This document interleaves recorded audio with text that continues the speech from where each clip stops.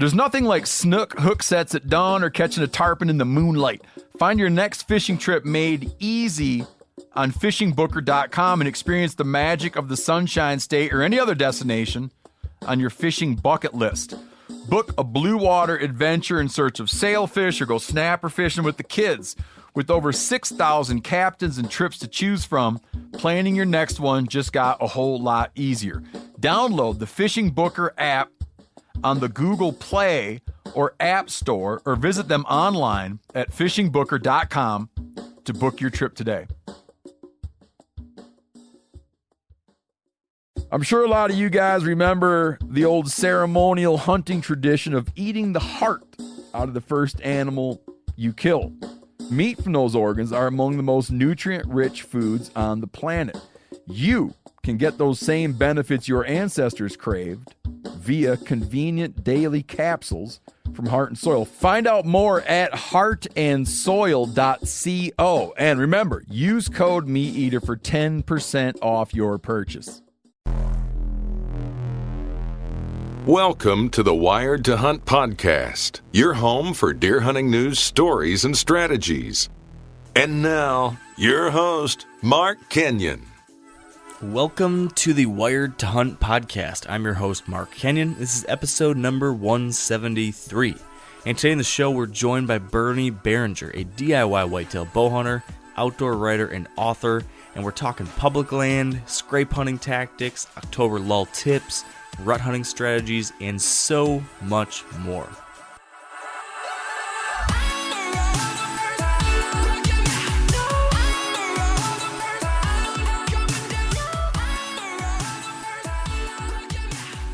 Welcome to the Wired to Hunt podcast, brought to you by Sitka Gear. And today in the show, we are joined by Bernie Barringer. He is an avid DIY whitetail bow hunter. He's an outdoor writer whose work has been published in North American Whitetail, Field and Stream, Whitetail Journal, and elsewhere. And he's the author of a book that I've really enjoyed called The Freelance Bow Hunter, which is all about pulling off DIY deer hunting trips. And way back in 2014, when we first started the Wired Hunt podcast, me and Dan chatted with Bernie on the show all about that book and his ideas for doing those types of deer hunting trips, and we had a great time. It was a great conversation. We covered a lot of interesting stuff, but there was so much more that we didn't get to. And so now, 3 years later, or 3.5, or something like that years later, we finally have Bernie back with us, and I'm excited to be able to dive into, a whole lot more. Many, many other topics that I think Bernie can speak to. I'm hoping we can hear about his, even more about his public land hunting tactics. I think we're going to talk about the October lull, some of his other thoughts about hunting throughout the month of October. I kind of want to walk through the season with him, hear more about what he's doing during the rut. He's had some really impressive success already this year that I think we should talk about. So we're going to dive into a lot. We'll as we do with a lot of our guests, I want to try to dissect Bernie as much as possible. And then I think Dan will try to humiliate or embarrass or do something like that, typically. So before we do that, though, you heard that laughter over there. That's my man, Dan Johnson. If you're not familiar with Wired Hunt, if you're new to the show, we like to do this thing. We like to kind of prolong your wait before hearing from each of our guests each week. I guess you could call it maybe a preamble or a preface or a prologue, or some other word that starts with a P. I'm not sure, but what I'm trying to say is that myself and Mr. Dan Johnson, my co-host, we've got a few things that we need to cover first before we get into our topics with our guest. For instance, today, I'm excited to share that despite of all of our worries, all of our concerns, despite the doubters, Dan actually got to hunt during the month of October, ladies and gentlemen. I know. You hear that? Say that one more time. It sounded really good. Dan Johnson hunted in October. Preach. Congratulations, man. That's good. Yeah, thank you, man. Out of the blue, the wife says, "So you're gonna hunt tonight?" Or it was like Saturday or Friday. So you gonna hunt Sunday night? And I said, I hadn't planned on it. Why? Well, don't you need to? I'm like, yes, man. Is this this a trick? Are you trying to trap me? I mean, because I've already agreed to basically not hunt for most of October. And she's like, well, you got a podcast about hunting. Well, why you should probably go hunt. And I'm just like, you know what? You're right. And like, it took me about an hour to, I threw my clothes in my Ozonics bag. I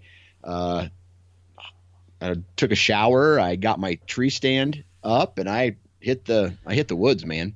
That is awesome. I'm very glad to hear it. I'm glad that all these vibes, like I've been trying to transmit my thoughts across the states all the way to Sarah. I've been trying to infiltrate her sleep so that she would hear these words. Dan has a hunting podcast. He needs to hunt. Dan has a hunting podcast. He needs to hunt. So I'm glad it sunk in and she's got it. She heard you, and hell, you didn't even have to send a check. There you go. I promise I will get that check in the mail. I'm just a horrible procrastinator, but you're gonna get your extra night of hunting. You check this out. I don't even know what this weekend's plans are, but there is even a chance that if I clean the house, let my wife be alone without the kids for a little bit, I might be able to get out some point this weekend. Man, things have taken a turn towards the optimistic here on the Wired Hunt podcast, and I like it. Right. Well, I tell you what, I basically just straight up lied to her and told her that, my podcast was doing so well. I mean, it's just a matter of time before I'm getting like $1 million deals. Oh, there you go. So she thinks I'm cooler than I really am, basically. Well, what do they say? Fake it till you make it? That's right. I got no problem doing that. There you go. Do what you got to do, man. That's right. Good. So how'd the first sit go? It went really well. And as we all know, first sits of the year, mine was a run and gun. I narrowed it down between two different locations. And I said to myself, okay, well, I'm going to go drive by both properties before they're relatively close to each other. And I'm going to go drive by both of them just to get a visual observation of are there crops in around there, what the deal is. I pulled into the drive of the very first place, and the entire fence row that I had used the previous year for access to get back in there. This is a cornfield this year. And as you all know, walking through a cornfield, if the rows are planted pretty tight, can be loud. And the fence row that I used to walk in the previous year was overgrown with cockaburs and those, I don't know what the scientific name for these plants are, but they have the long strip with about 20 of these little small stickers on each side. And if you bump up against them, they just stay on your clothes forever. Yeah, it's the worst. Yeah. So I saw that and I said, screw that. And I got into my truck and I just went to the other location. It was, it's my buddy's farm where he owns like 15 acres, but it's just like the right 15 acres. Oh, yeah. The backyard spot, right? Yeah. The backyard spot is basically just thick, overgrown bedding. And I walked in there and, I took my pack off and I set it down at the base of the tree that I wanted to hang my stand on. And have you ever heard like a bedded deer like burp or like any type of gas? I've heard coughs. Yeah. Well, I could hear this deer belching and like having, I don't know if it was farting or whatever, but it was a deer and it was like, it had gas. And I could hear it while I'm setting up my tree stand. Are you sure you weren't just like projecting your own situation onto this deer? No. No, I own that. I own that if it's me, dude. Okay. So there's a bedded deer that's got the farts. Continue. Yep. So I got up into the tree and I got my. Can I just say that there's never been a deer hunting story that has started like that probably ever told before. Well, hey. The deer had the farts and I got in my tree stand. Hey, I got another story for you and I'll tell it real quick. Uh-oh. The only time my brother has ever been in a tree stand with me, he doesn't hunt. And one day I talked him into coming with me and it was a morning hunt. we got into this tree stand, and all of a sudden we hear these weird noises coming from this CRP field. And here comes a doe with 2 yearlings, and she is literally farting so loud that me and my brother are laughing out loud, and we scare the deer away. That's for real. That's a real story. Wow. Yeah. So anyway, back to so anyway, when Mark mentions preface, this is the portion of the show that you usually fast forward. Yeah. For good reason, right? Right. So anyway, I get my 4th stick hung, and I got my stand on my back, and I'm getting ready to hang it. And what do I see? 2 does work their way right by me, and my bow is on the ground. Of course. So I have to sit there. I pull out the cell phone, take a little bit of video of it, and just chill out and watch nature and get calf cramps. You're getting old, man. I know. Cramping up. Okay, so did she end up seeing you or anything, or did they just move on and you were able to get set up and stuff? Well, in this really thick area, it's a whole bunch of honeysuckle, and you know how those plants are almost green all year round. They're kind of thick. And so she really couldn't see me because I was elevated, but I could see her. And, these bushes are about 4 foot high, and they're just real thick, real nasty. And so they were just kind of feeding in that area, keeping an ear out. So I just continued to set up my tree stand. I got set up. I got my bow pulled up, and then by the time that I got my bow and my pack up, they had moved out of the area, out of range, and those were the only 2 deer within range that night.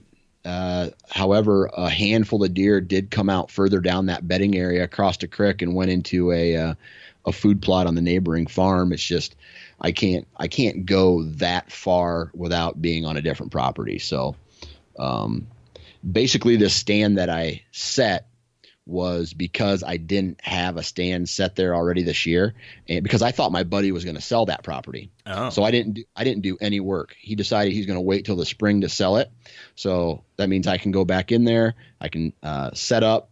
And so basically what I did is I went in, I hung a rut stand, I hunted it, and now I won't hunt it probably until the first week of November, last week of October. All right, cool. Well, multi-purpose set. That's right. That's awesome, man. Well, I'm glad to hear you got out there, saw some deer. It's always good just to be in a tree on opening night. It's a good feeling. Oh, dude, it's one of those things. And I was talking to a buddy from New York about this, and he's just like, dude, I didn't even care if I saw a deer. And I agreed with him. I was just like, man, this is what it's all about. We always say this is what it's all about. And literally for me, my phone didn't ring. I shut it off. I kept it in my pocket. I watched leaves blow in the wind, listened to the sounds of nature, birds chirping, squirrels running around. Like I needed that. Yeah, for sure. I'm glad you got it. I'm glad you got it. And you got a little blind time too, though. I did, yeah. Not tree stand time, but like you said, blind time. And we talked last week about my game plan for this hunt. Right. And I basically executed on that game plan just like I talked about. So was going to try to take one stab at Holyfield here in the early season. The buck I've been after, this is year number 3. And I felt really good about my chances of getting in there and pulling off a low-impact hunt. I didn't necessarily think I had the very highest odds in the world of seeing him, but I thought there was some things in my favor. It was the first night of the season, so these deer hadn't been pressured. It was cooler than it had been earlier in the week. It had been like mid-80s, and now was now down to the mid-60s, so that was pretty good. Even though this wasn't like the first day or two after the front. This was like 4 days after the front. Still decent. Yeah. It was the first south wind after 4 or 5 days of north winds, which is something that Mark Drury always talks about as being a trigger sometimes. So I haven't necessarily seen that myself, but I thought in the back of my mind, well, that's one more little thing, one more tally in the pro column. There was that early rising moon, which supposedly is another one of those things that maybe you can see a little bit more movement. So there's all these little things that made me think, hey, it's possible. And I was going to hunt this spot that traditionally Holyfield showed up a lot. So long story short, kind of like you did, I accessed through a standing cornfield, and then was able to get about perpendicular, just about adjacent to where this ground blind is. I dropped down to a creek, walk a creek right to the back of this blind, and hop right into it. So it's like a awesome access route to get in there without spooking anything. And I had a southeast wind, which is like the perfect wind for hunting this area. I put this blind in there specifically for a south or southeast wind, because essentially there's this food plot system out in front of me, and then there's really good bedding to the east and the southeast, and then to the west, and kind of almost that whole 180 degrees in front of me is good bedding or good food, and that's where the deer typically come from. The only place that I would have any danger of spooking deer would be if they came from the direction that I walked in from the road, from the standing cornfield. But there's nothing else over. There's no timber. There's no bedding. There's no anything.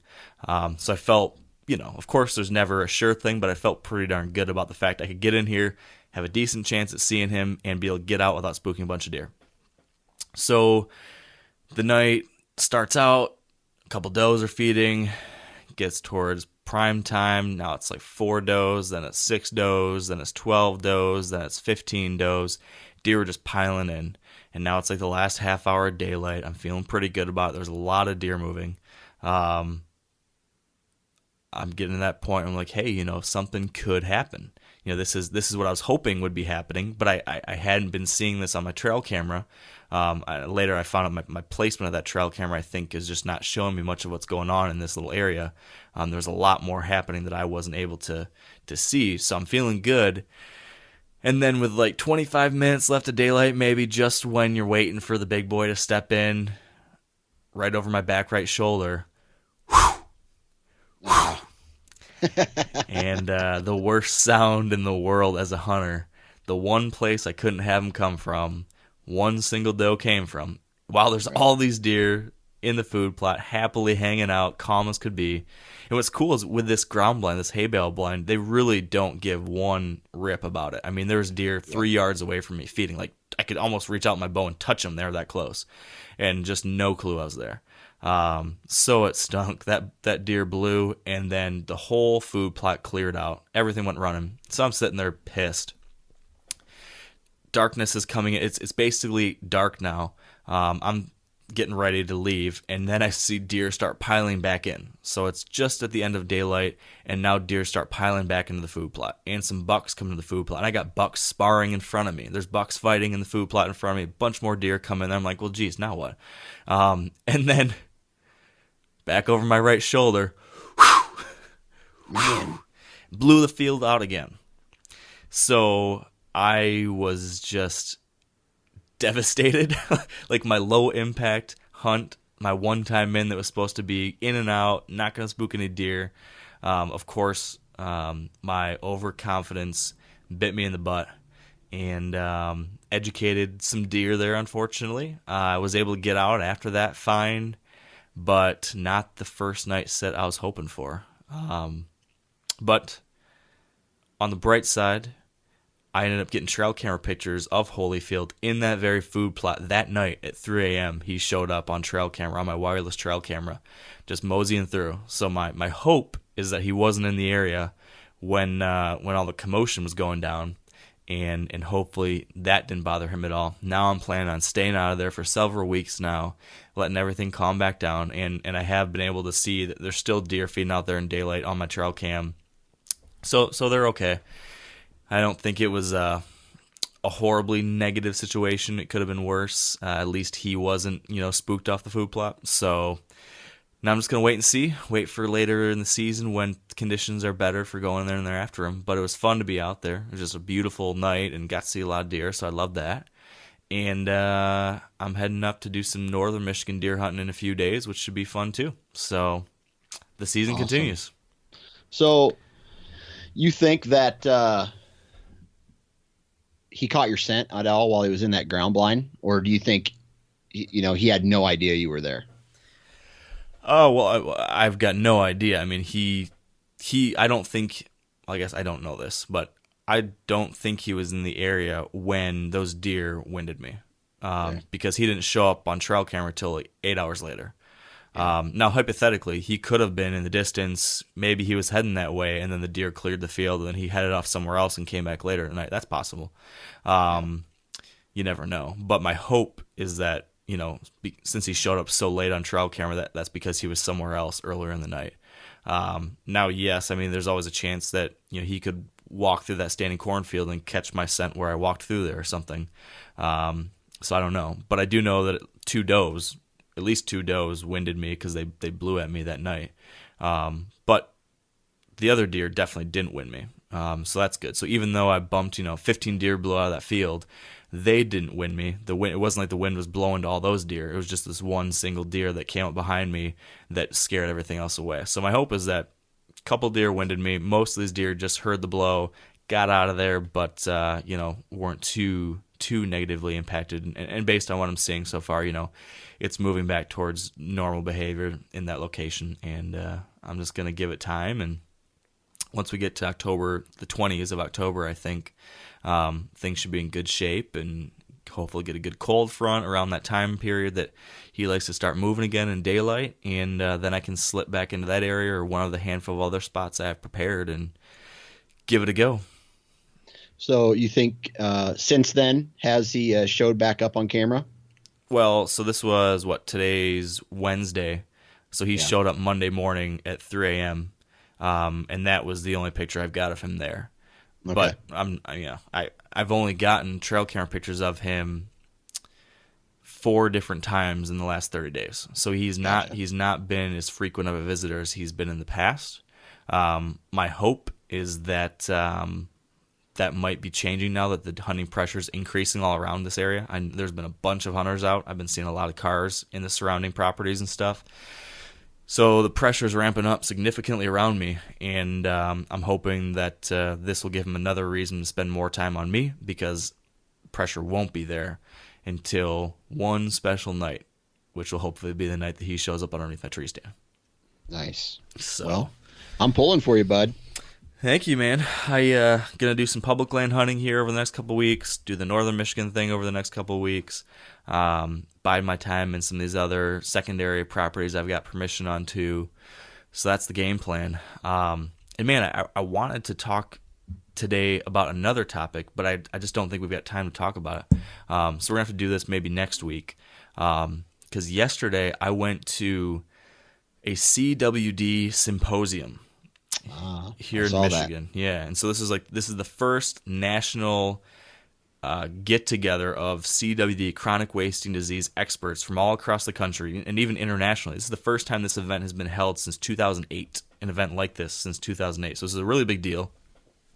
Some of the absolute most respected top researchers and professors and scientists that are looking into what's happening here, as well as representatives from many of the states that are being impacted by CWD right now, and all sorts of other stakeholders were all there yesterday.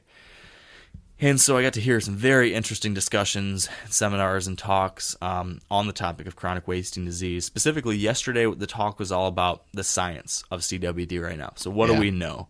And then today at the seminar, I unfortunately couldn't attend today, but today's seminar was talking about, okay, what's the management response to that? So today they were going to be hearing from people from all these different state agencies from across the country that are dealing with it and hearing about what they're doing, why they're doing it, how it's working. So I'm hopefully going to talk to some other people that were there today to hear about what they heard. But there's lots of interesting stuff to share. I think it's worth reiterating and talking through some of the basics of just making sure that people really do understand the facts around CWD, because there's just a tremendous amount of misinformation out there.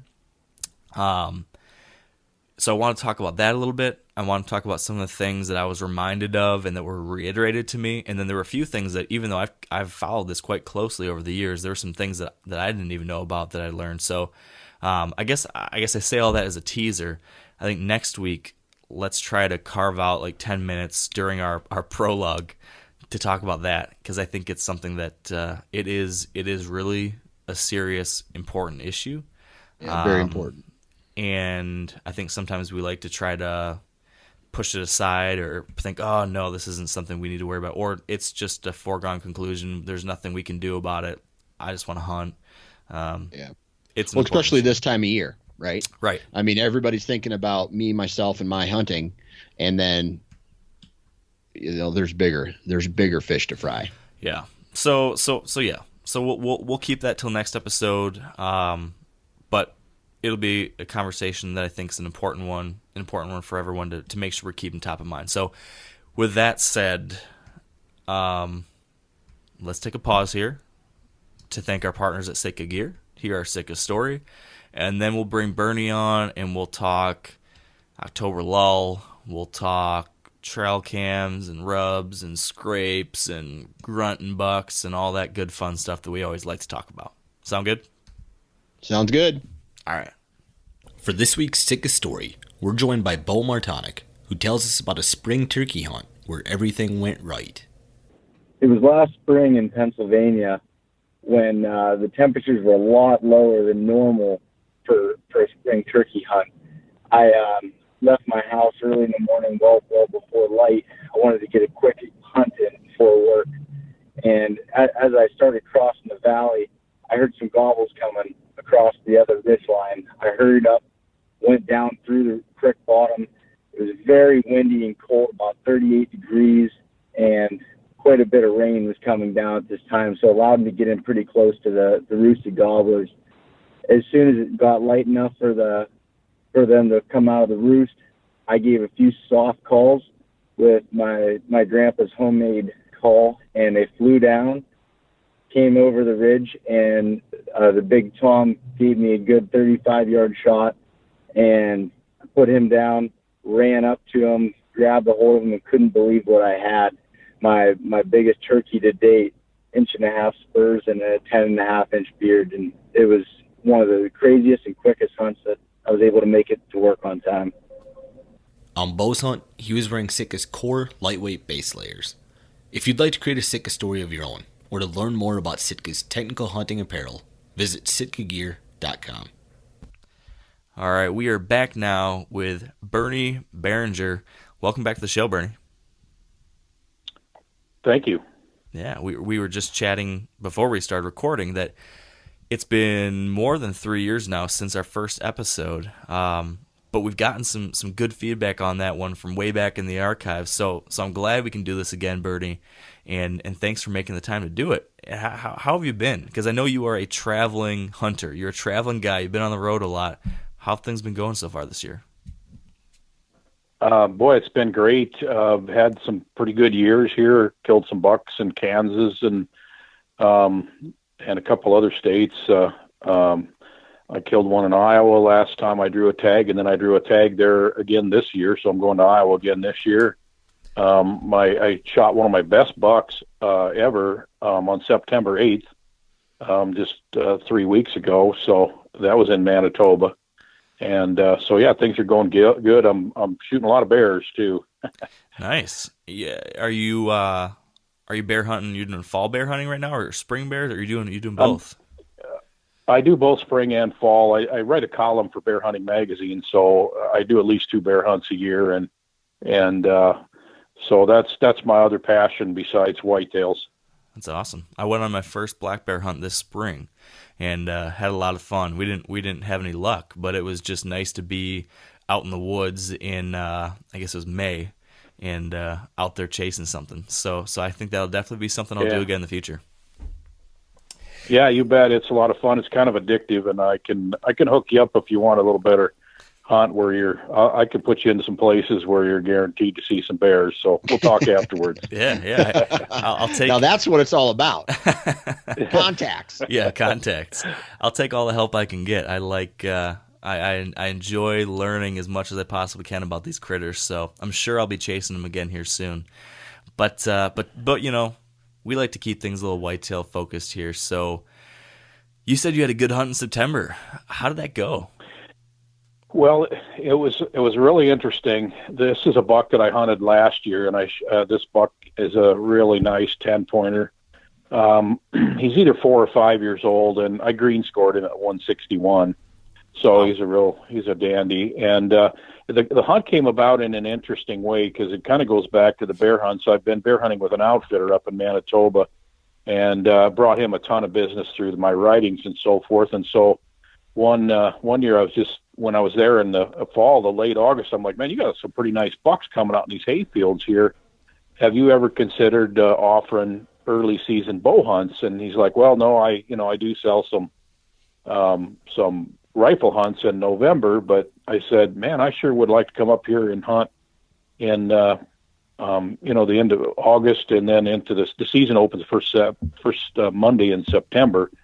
And so last year he's like, why don't you come up, kind of be a guinea pig and just see what you think, and if it looks like it's going to work, then I'll start marketing some early season bow hunts. Well, I hunted up there for 7 days, and I saw a lot of nice bucks. I ended up killing a real nice 9-pointer, about 135 inch, but this one 10-pointer that I'd been hunting, he was about a 150 class last year, and I mean, I saw him most every day. He would come out in the hayfield over here when I'd be over there, and I got lots of trail camera pictures of him, laid eyes on him many, many times. And then one time I'm actually on the right trail, and he's coming down the trail. He's about 40 yards away, and he's just moving so slow. And along comes, I didn't realize it, but some does and fawns had worked out into the hayfield on the other side of me while I was looking away. So when he goes behind a bush, I reach up to take my bow off the hanger, and the does and fawns saw it, and they blew and snorted and stomped. And so I named him Lucky, because he just always seemed to have, I mean, it was so close so many times. I had him at 50 yards a couple times, but that's just a little bit outside of my range for bow hunt. And so I went back again this year, and on the second day, he comes out clear on the other end of the same hayfield, comes clear on the other end of the hayfield, and there's a bunch of does standing around down by me, and he just walks right up to 25 yards, and I shot him. And I'm like, well, wow, I guess his luck ran out. So, but that was a beautiful deer, and it's interesting because in Manitoba, you have to go through an outfitter to get a deer tag. You have to actually buy your tag through an outfitter, which means normally you got to pay for a whitetail hunt.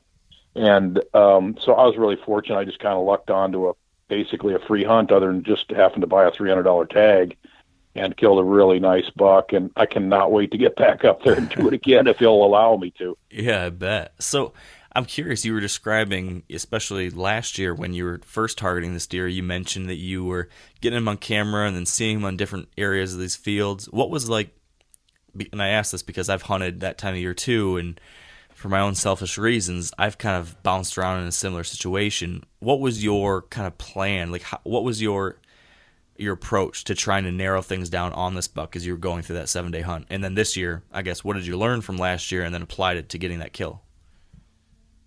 The key that I think that I learned over time with this buck, using the cameras and the visuals, was trying to determine where he was bedding and coming into the fields based on wind direction and weather patterns and so forth. And, over time with both the cameras and when I saw him in person, I sort of narrowed down what he tended to do based, if the wind was from one direction, he tended to use a trail on the other side of the field. And it had more to do, and this is interesting because it wasn't with so much when the wind direction, like in the evening when I was hunting, but what the wind direction was like in the mornings when he was going to his bedding area seemed to determine more where he would bed than where he would come into the, then he'd come into the field. And sometimes he'd come into the field with the wind at his back, but he was coming from a bedding area where when the wind determined that he would go there in the morning rather than the afternoon wind didn't make as much difference as the morning wind did. So I learned something from that I hadn't really thought of before. That's a great point. I think that's something that I've heard people talk about in the past, and then it's kind of fallen off the radar for me, but it makes all the sense in the world. We talk a lot about this, and I think a lot of serious hunters have found that where bucks tend to bed many times is wind dependent, so they're bedding in a certain place because of a certain wind direction. But I think we sometimes plan on, all right, we're going for an evening hunt, and then we look at the wind for that time period that we're going to hunt, and we don't even think about the fact that it could be different in the morning, which would have been when that deer is making that decision. So that's a great reminder. And it explains, too, why some people are surprised, they're seeing a buck enter a field with the wind to his back, like you mentioned, and they think, I don't know why he would do that. Seems counterintuitive, but to your point, it's probably because where he's coming from is more dependent on that morning wind than the evening wind. So glad you mentioned that. Glad you mentioned that. Yeah. So you said he was in the 160s last year, or this year after you killed him, he ended up being. No, 160? I estimated him at 150 last year, and then, I have hardly measured any of the bucks that I've shot, but this one, I knew when I showed people pictures, they're going to say, "What's that score?" So I figured I better put a tape to it. So I just green scored him at 161. So, wow. But I estimated he was 150 last year, and he probably was maybe between 150 and 155 last year. So he's a little bigger this year. Yeah, it's a beauty of a buck. That's awesome. Well, congrats again on that. So we're now in October, and I recently read an article of yours. I think it was on, I think it was your Bucks, Bulls, and Bears website. Is that right? Sure, yeah. Yes. And It was about how you like to hunt through the month of October, and kind of specifically the October lull, but it covered, all 4 weeks of October. And I liked kind of how you shared your perspective there, broken down week by week. So if I can bother you to recant that description that you've already written up on the web, can you share with us what your progression looks like throughout the month of October, and how your hunting strategy is typically changing as we progress? Yeah. It's interesting how so many people really think the month of October is just a time to just wait. Forget it. Let's just wait for November.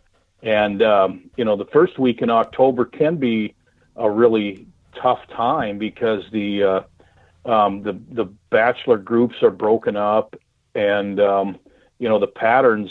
We're having a hard time figuring out where the deer are because throughout the month of September, these deer are sort of just changing in their food sources and their patterns.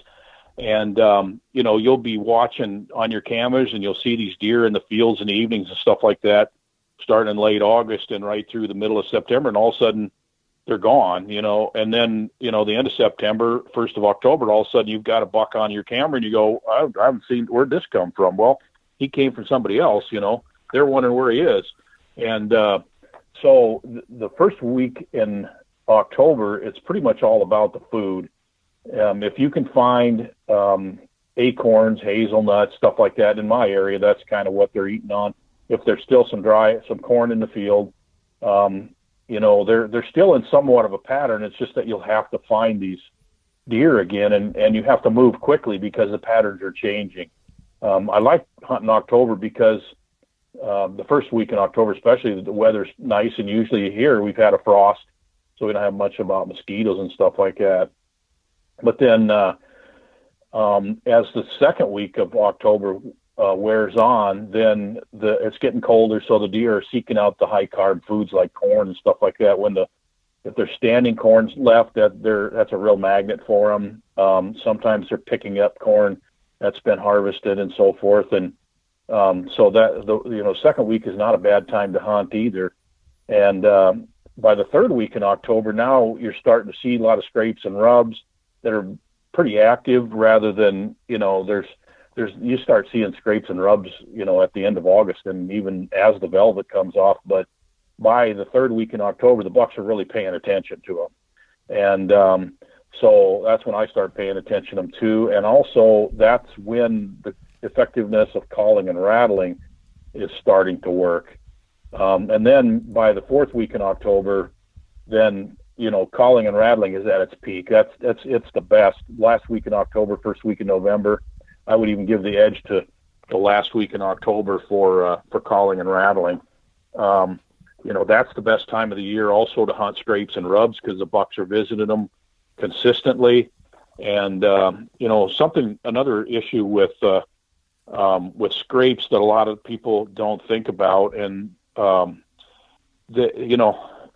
it's kind of complicated, but there's been several studies done that bucks don't visit scrapes in the daylight. You've probably read these signs. Mm-hmm. What they do is they put a camera at the scrape, and then they say, well, we got 80% of the pictures of mature bucks that were at night. Yeah. And one thing that they that they're not noticing about this is the fact that they're only putting a camera right at the scrape, and so bucks are checking scrapes during the day at this time, but they're just not walking right into them, because most of your scrapes, if you think about it, they're on a power line cutter, a road, 2-track, on the edge of a field or something like that. And these mature bucks don't like to expose themselves to open areas during the daylight. So whenever they can, they'll stay 30, 40 yards downwind of the scrape in cover, and they'll just check the scrape without walking right up to it. Now, if there's something good in the scrape, if there's fresh doe pea, or if you use a good lure or something like that, you can hunt right over these scrapes and bring these bucks right in. But so don't completely discount hunting scrapes during the daylight, because there's that last week in October. In fact, Halloween's kind of famous for killing bucks over sign. So at that time period, do you prioritize scrapes so much that during that last week of October, that's one of the main areas that you're actually hunting over, is specifically in a spot because of a scrape? Yeah, I'm looking for areas that are all torn up. And by the last week in October, I'm not spending a lot of time worrying about beds and food and stuff like that. I'm looking for sign that those bucks, the testosterone's rising. They're going to be checking those scrapes and if you find an area that's got 6 or 8 scrapes and a bunch of rubs and stuff like that, it's definitely worth spending the afternoon there during that last week in October. So one of the things that I feel like a lot of people do talk about when we're on this topic of scrapes is that the places that you will see that daytime activity are usually going to be the scrapes. Some people refer to like primary scrape areas or something like that, being these places back in the cover. So the scrapes that are on the field edge, don't focus on those. Try to find these areas that are all tore up, but the ones that are back secluded somewhat. Is that the way you're looking at things too, or are you even taking advantage of field edge scrapes because you still think that they're coming downwind of it 30 or 40 yards into the cover, checking on those field edge scrapes some way? Yeah, if the wind is right, that you can get downwind of one of those scrapes that's on a field edge, they're good places to hunt. If you can have the wind blowing from you or from the scrape to you and getting a tree up there, the bucks they'll check them, and then they'll make a hook. They'll kind of circle around in a half circle. If they smell something they like, then they'll kind of circle around and try to quarter into the wind with the kind of the wind on the flat of their face, so it's in one nostril basically, and they'll approach the scrapes that way. So to keep that in mind. But I would say if I had to choose between the two, I'd take an area back in the cover more that's closer to the bedding area that's all torn up, because you're more likely to encounter them in the daylight if you're closer to the bedding area. But these areas where they're all tore up on the edge of the fields, they shouldn't be completely overlooked. All right, fair enough. Have you seen from all your years of being in a tree stand and just watching deer movement in general, is there a time where, we're talking about hunting scrapes right now, where these deer really start to get up on their feet in daylight, whether that's getting up early or coming back to bed late? I would say the last week in October here in the upper Midwest is when you start seeing that. And then by, the first week in November, then you start seeing more of the chasing, more so, and so then the scrapes will work, but you can concentrate more on the doe bedding areas and where the does are feeding in the evening, because the bucks are going to be, does are starting to smell pretty good, around the 1st of November. So those bucks are going to be sniffing them out. To answer your question, the last week in October, absolutely. Dan, were you asking about like time of year, or were you asking more like other factors that change it? Well, not necessarily factors. I mean, in regards to hunting the actual scrapes, right? That's something that I don't do a lot of. So just because for me, I'm not seeing a lot of enough movement during the daylight. I'm not necessarily going right into the bedroom in late October. Maybe if there is a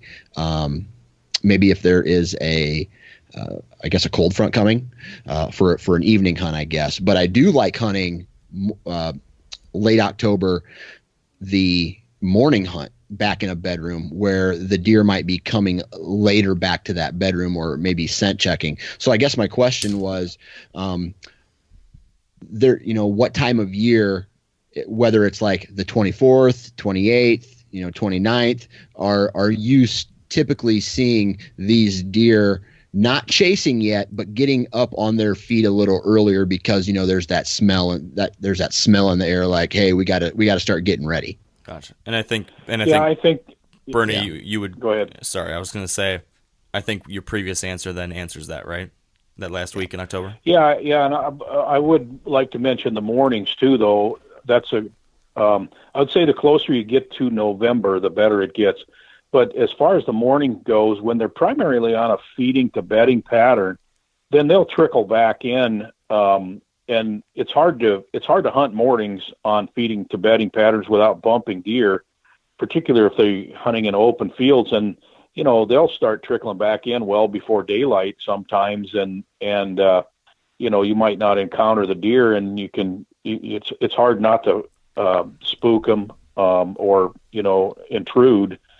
But the closer you get to November 1st, the more the bucks stay out a little later. So that's kind of an answer to your question. Yeah. That the effectiveness of morning hunting gets better as you approach the 1st of November. Gotcha. Yeah. I feel like that's something that I think we've all probably seen too. It seems to be that tends to be the case. You mentioned a little bit ago, though, continuing here on the topic of scrapes, about how when they do scent check these scrapes many times, if there's something good in there, like some fresh real doe urine or a lure of some type, they might come in closer to check it out. I've never really personally used a whole lot of lures, scent lures. When I was young, I tried a bunch, and then more recently, I've kind of tapered away from that. Is that something that you found useful in your own hunts? And if so, what actually is worth using? I'm not big on just like sticking up a wick with some lure on it or something like that. But I've used a lot more scrape. Excuse me. I've used a lot more scrape drippers over the years, and found them to be pretty effective. They really seem to. They really draw the deer into the scrape to get a photo of them, first of all, and then secondly, I've seen bucks that were downwind checking those scrapes, and they would actually circle around and just come into the scrape because it's got some lure in it. Okay, so like, how much are you doing that? I mean, do you go out and set a dripper on every scrape of yours or every scrape that's near a tree stand that you might hunt in late October, or do you just have, or do you go out the day you're hunting and there's a scrape nearby, you walk in there, you hang the dripper that day? How are you actually, utilizing them? I just put out a scrape dripper today, so I have them out there quite a bit, and the ones where I know I'm going to be hunting, I want to start sweetening those scrapes up as soon as it looks like it's going to be one of those places where I'm actually going to spend some, significant amount of time. I'm going to go to work on them right away. Okay. Have you tried preorbital gland scents and lures at all? That's been something we've talked to a lot of people about, and I've started trying some of that this year. Results TBD. Have you seen anything with those? I have not, but I'm really intrigued by the horizontal rubs and that type of thing. In fact, the scrape dripper that I put out today, I put it right next to a branch that is a horizontal branch on a jack pine tree that for some reason a buck started rubbing, and so I just put a scrape dripper right there, put a camera on it, and I actually shined up the branch that he's been rubbing on with my pocket knife a little bit, so it has some visual attraction. So I mean, it's more of an experiment than anything in this case, but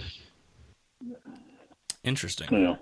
Do rubs factor in, regular rubs factor a whole lot into, I know you mentioned sign a little bit ago, but specifically, are rubs something you're really using to key in on where you're moving around those October stands, or is that kind of tertiary data? That's kind of peripheral stuff, I guess. I just know that there's bucks there using if they're freshening the rubs, and the size of the trees has a fair amount to do with it. They always say that big bucks will rub small trees too, but small bucks generally don't rub big trees, in a general sense. And so I'm, that's kind of peripheral stuff that just gives me more confidence in the spot, I guess, more than anything. Yeah. That's kind of exactly what I've found too. Dan, do you pay much attention to rubs anymore, other than just kind of that type of thing that Bernie just mentioned? Yeah, I do, from the fact that means that there has been a buck there, right? And if it's like confirmation. I agree with him. Little deer don't make big rubs. So yes, I take into consideration. I put it into a mental note, and we always talk about going through that mental checklist before we go to sit a stand location or before we hang a tree stand location in a specific area. And that may play into whether or not I go that direction based off of, it could be the tipping point saying, well, there is a big rub from this year in that area. Gotcha. Yeah, that seems fair. So speaking of October still, everybody likes to talk about the quote-unquote October lull, right? This mid-October lull. Bernie, do you think that's a real thing? Do you find that to be more of just a media sensation or a label that we're putting on something that maybe is human influenced more so than deer? What are your thoughts there? Well, I have had a hard time shooting bucks in the middle of October. Maybe I'm just inept. I don't know, but it could be just me.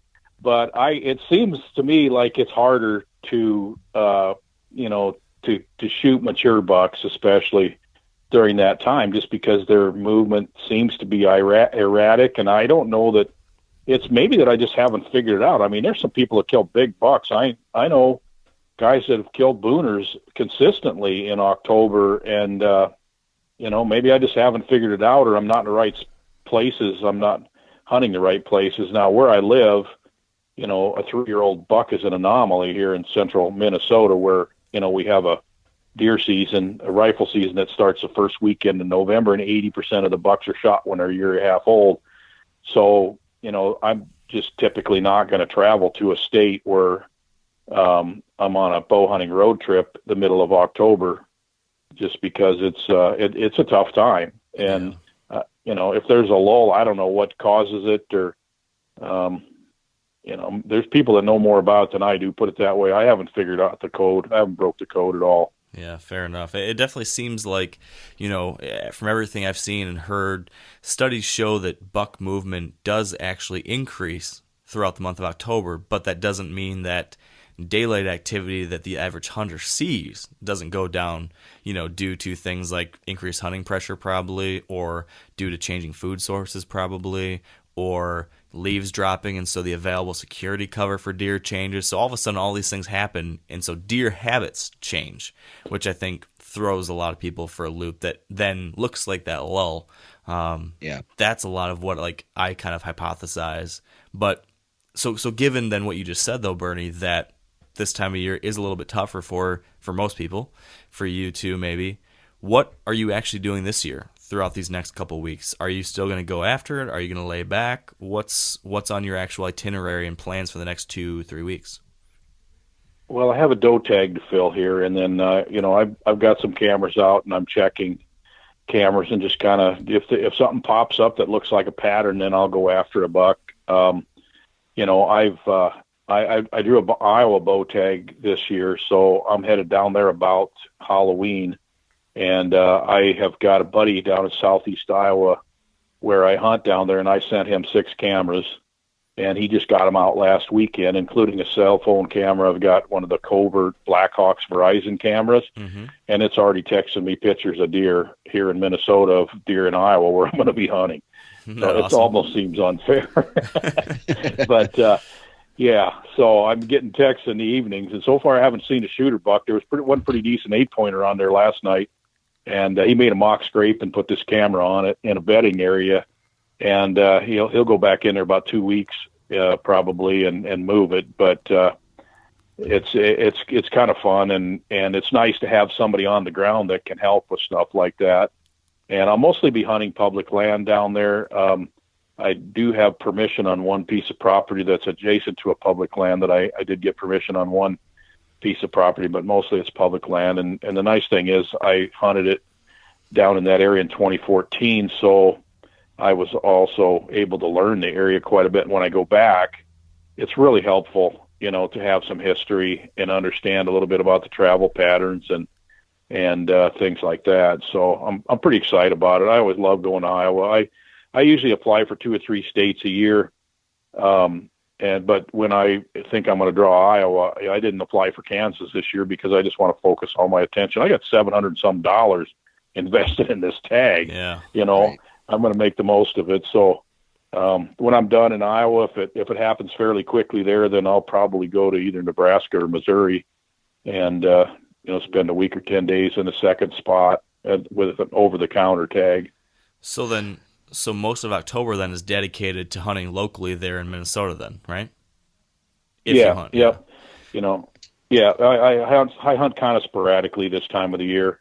Yep. And it's just more, and I'm checking cameras, and I had a dozen deer in my little food plot behind my house here last night. I just have 5 acres, but it's surrounded by a big state park where there's no hunting, so I got lots of deer. It's just that I don't have very many big bucks, but ever so often one comes through, and if I see that they're, if I got one that's coming into the food plot, I'm going to jump right on it and try to get out there and get him shot before he disappears again. And that's what they do in October is they're, you'll see one, you might get him on camera for 2 nights or observe him in a field, and then who knows where he goes. You can't find him again. Yeah. All right, folks, I think this is a good point for us to take a quick break to hear from our partners at Whitetail Properties. And our producer, Spencer Newharth, will take it from here. This week with Whitetail Properties, we are joined by Andrew Schultz, a land specialist out of Illinois. And Andrew is going to be telling us about the best ways to improve habitat on a small piece of ground. There are lots of things a land manager can do in order to help themselves kill bigger deer on a smaller property. And probably the most important of those things, in my opinion, would be creating funnels and pinch points. And one way to do that is through hinge cuts.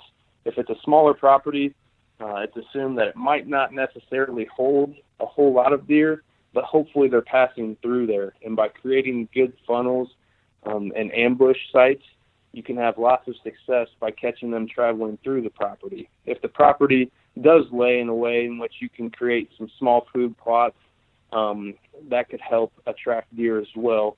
And then obviously keeping less pressure on the property.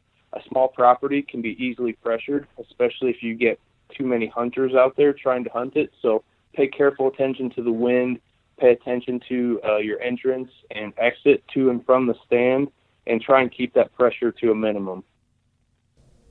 If you'd like to learn more and to see the properties that Andrew currently has listed for sale, visit whitetailproperties.com/Schultz. That's SCHULTZ. So you mentioned that you're, checking trail cameras during this time of year, maybe on that little spot, or I don't know if you've got other places there in Minnesota too that you've got cameras. But I'm just kind of curious because I always battle with this in my own head. It's, okay, even if I'm staying out of an area and not hunting it for a period of time, but I want to keep tabs on it with the trail cameras, I've kind of convinced myself that if I go in there in midday on an ATV in easy-to-access locations, I'm not going into bedding areas, it's just like field edge spot or something like that. If I do that, once a week or every other week or something, I'm having a low impact, and that's okay. I'm curious to hear, number one, do you agree with that? And then number two, what are you personally doing when it comes to monitoring trail cameras in a low-impact way this month? I would say yes, I agree with that, but there's 2 things that I would add to that. I've started using a electric fat tire bike. Oh my goodness, it's incredible. You can cover so much ground so fast. You're not leaving any scent and all that. It's quiet. The deer look at you like, what the heck are you doing? I mean, you literally ride by sometimes 25, 30 yards from them, and they stare and watch you go by on these bikes. That's a game changer as far as I'm concerned. The other thing is For bedding areas and things like that, I like to check the cameras either during or right before a rain, which pretty much washes your impact away. So if I look like we got some rain coming in, I can look at the radar. I need to check a camera. I'm going to run out there and do it right then. But yeah, I would agree with you. You're trying to keep your impact down and avoid. I'm addicted to these doggone trail cameras. I probably hunt trail cameras too much. I'll admit that, but it's like a sport in itself, and it's hard not to go check them sometimes. You're all excited about it, but you got to be patient and wait for the right time to get out there and get the information gathered up without hurting your chances. Yeah, very true. I know we all, probably all hunters battle with that same challenge because they are addicting. They are so much fun, but you got to think, okay, what's more important, getting a picture or getting an arrow in one? And so I'm always trying to tell myself that, like, chill out, Mark. You want to get an arrow in one even more than you want that pic.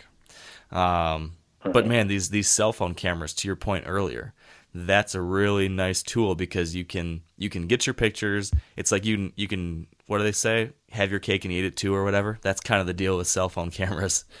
So they're very helpful. I have a completely random. I'm not kidding. I was just going to say I'm really not kidding about this Quiet Cat bike too. I'm not. It's just shocking how much difference that has made for me and how much ground I can cover.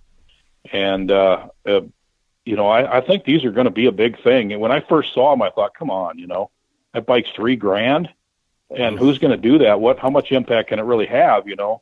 But when I got one and started using it, it was just like a whole new world opened up to me. It's amazing for scouting, for just riding through the woods and scouting and riding around the field edge, looking at scrapes and rubs and trails and stuff like that. It's a whole new world. I'm not kidding you. Yeah, man. They look pretty cool. I don't know if I'm ready to drop the cash on it myself, but if one mysteriously showed up on my doorstep, I wouldn't complain. Maybe you need to do a bunch of podcasts and trade for one or something. Yeah, like a hint, if you're listening. Yeah. And Mark has word out. They sound cool. I know. What were you going to say, though, Dan? Oh, I had two questions off that. The first one was, are those electric bikes legal on public ground? Most public ground, they are legal if they're under 750 watts. Now, Quiet Cat makes two of them, a 750 and 1,000, and I use the 750 because in most states it's not considered a motorized vehicle unless it's over 750 watts. Gotcha. So it's basically a bicycle.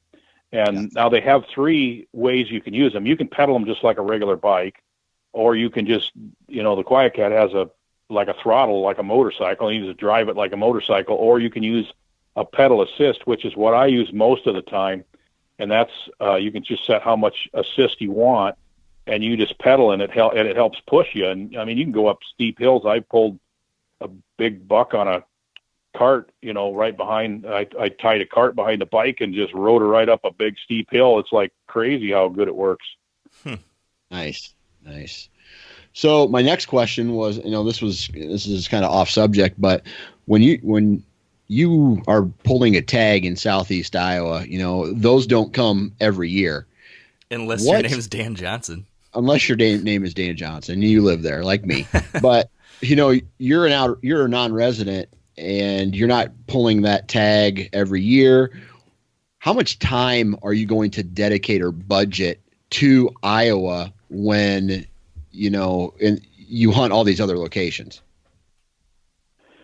Yeah, because I don't draw an Iowa tag that often, I'm going to make it my number one priority, and I'm just going to go there, and I'm going to work hard until I either get a buck or decide that my odds of getting a buck are too low to make it worth staying. That might be 7 or 10 days or whatever it takes. Being an outdoor writer, I've got a flexible schedule. I keep my whole first half of November completely open. So if it takes the whole first half of November, I might end up doing it. I'm staying with my buddy. He's expecting me to stay a week or so. I might have to get a motel after the second week or something, if he gets really tired of me. But I'm going to prioritize that. And then whatever's left, like I said, there's over-the-counter states that I like Missouri, Nebraska, North Dakota. Those are 3 that I really like to hunt as a second choice. So I can just go buy an over-the-counter tag. And I've hunted all 3 of them before, so I've got spots that I know somewhat, and I could jump right in and be hunting. It'll take me 24 hours after I get there probably to really walk it out, look at movements and feeding patterns and see where the deer are bedding, and then get a stand up. And, I usually don't hunt the first day. I usually just scout the first day. But after you've been there a time or 2, then the scouting is not as necessary, so you can get in a stand a lot sooner. So did you hunt? I think you had said it was 2014 when you hunted down there last. Did you kill a buck on that trip? I did kill a buck. It wasn't really the buck I wanted, but it's kind of a crazy story because my wife's mother died while I was down there, and she grew up. We both grew up in Iowa, and I don't know why I moved to Minnesota. I guess because I was in the fishing business here when I did. But so we were going to have a funeral, and then I was going to go to Kansas from there. Well, the morning that I'm trying to decide how this is going to all work, me to get to a funeral and everything, a 120-inch buck walks up and stands there broadside. I went, well, this is the answer to my question. So I shot it and quartered it up, put it in coolers, went to the funeral, and my wife took it home from the funeral. She met me there, took it home from the funeral. I went to Kansas. Wow. So it just worked out, and I had better bucks on camera than that, but there's a lot of other factors than just shooting the best buck you can find. And in that case, the death of her mother kind of threw a monkey wrench into it. But I was satisfied with that buck, considering, it was a 3-year-old buck, and, going to another state and shooting a 3-year-old buck is harder than a lot of people realize. Yeah, for sure. What about this year? What's your goal for this year? I'm going to be a little more picky, I think. I have some history there now. And we'll see how bad the EHD has been, and also what shows up on camera here when I start seeing pictures from the cameras that my friend John put out. We'll start seeing what happens, and then I'll have a better idea. But once you have an inventory of the deer, then you kind of know what you can expect. If there's 300 or 450 inches on camera, I'm going to be really, really selective, and try to get one of them. And if there's only one and a bunch of 130s, then I might say, well, one of those 130s is probably going to be good enough if he walks by. So I like to think that when I'm in a state far from home, a 3 to 4 year old buck in the 130 to 140 ranges on public land, that's kind of about what you can expect if you really work hard. Yeah. Gotcha. So what's your game plan? So you're going to show up there, you said, probably late October, early November, most likely. What could you describe your hypothetical first week game plan might look like? Yeah, the first day I'm going to spend on that bike and just really scout out the areas that I've known have been good in the past and see what I can find for sign and so forth. Go through the trail camera pictures and really analyze what things look like. And when I say sign, I'm not just talking deer sign, I'm talking human sign too, because I want to know where the hunting pressure is coming from. Public land, you're patterning other hunters as well as patterning deer, you know what I'm saying? So, I just want to get a feel for the lay of the land, and I'm going to spend at least a day and a half, and I'm going to try to get at least 2 stands up before I actually hunt, because I've made the mistake in the past to find a really good spot and I put up a stand and I hunt it in the evening, and then it gets dark and all of a sudden I'm going back to a motel going, man, this is a terrible stand for the morning. I don't have any place to hunt in the morning. Mm-hmm. So, I want to get 2 stands up before I actually get in one. I want a morning spot and an evening spot, or at least 2 stands for 2 different wind directions. So I'm pretty adamant about, really scouting things out before I actually start to hunt, because when I get in a stand, I want to have the confidence that I'm in the right spot. Otherwise you get fidgety and you're thinking, maybe I should be over here or over there. And the only way to know that you have confidence that you're in the right spot is by thorough scouting. So that's my priority, is really heavy scouting and then hunt. And then I go into a lot of detail on that in my book, the Freelance Bowhunter book. I cover that in a lot more detail. Yeah, I remember. I really did enjoy that book, and I liked your perspective on how you go about transitioning from that, scouting to then kind of observation stands, and then kind of adjusting each time.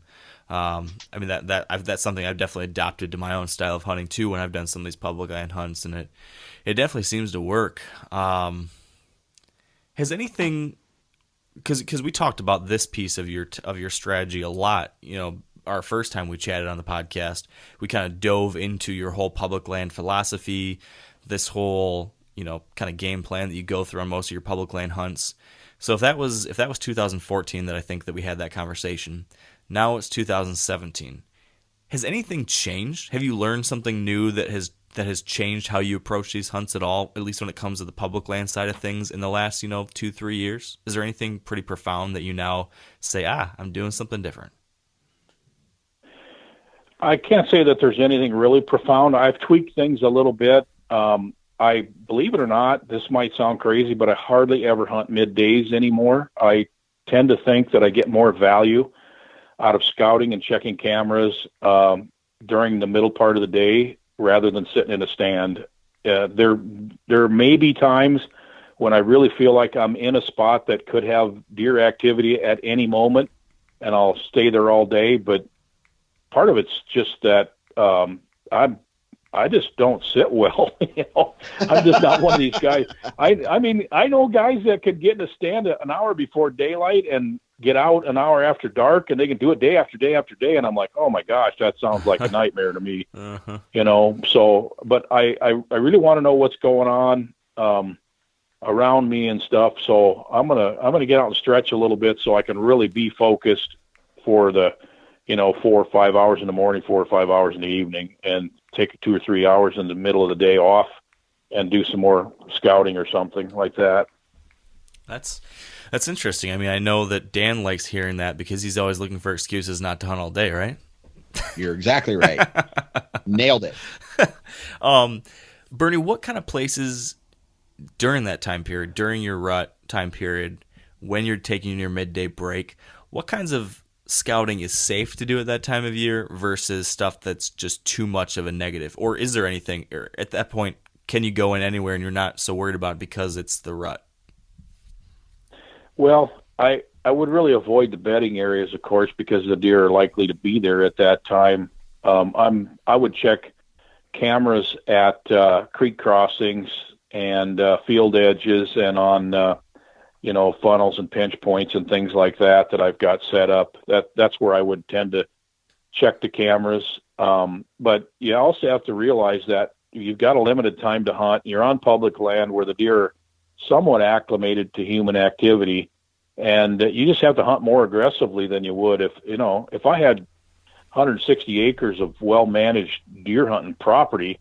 I would probably hunt some of these stands once, twice, 3 times a year, where, if I'm in a public land and I've got a week or 10 days to get it done, I might hunt them, 3, 4, 5 times a week. So you just have to be more aggressive.